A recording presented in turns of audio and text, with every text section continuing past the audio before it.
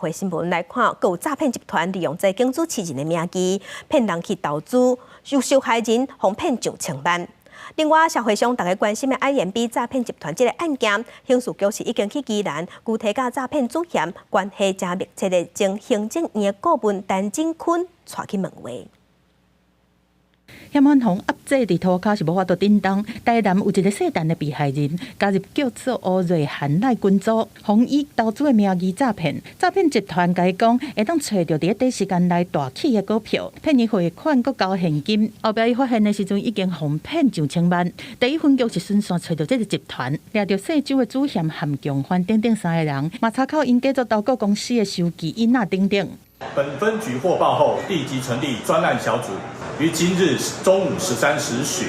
在玉龙路上查获周姓车手等3人。全案讯后，已请台南地检署扩大侦办。有名的财经主持人乌瑞涵进前嘛伫面册发文，澄清讲敢若有纳色高，才是伊本人的面册，而且绝对袂带大家去投资。另外，最近大家正关心的 IMB 诈骗集团这个案件嘛有新的进展，检方30是指挥刑事局去宜兰敲找甲具体。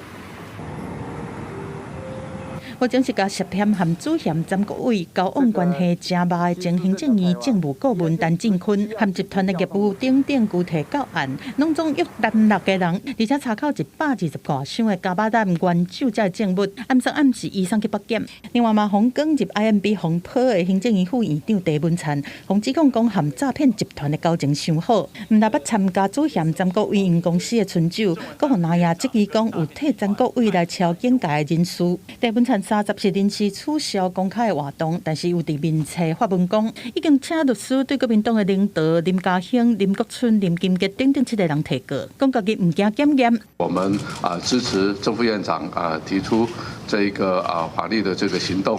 来遏制抹黑并且呢来维护他自己的清白。当你郑文灿告一次，我就再讲一次，而且我越讲越多，越讲越细。戴文灿的办公室嘛发声明，澄清讲唔捌詹国伟，嘛无接受过警界人士的请托，但是国民党议员领导是强调唔惊控告，会继续提出质疑，正式向戴文灿来宣战。记者综合报道。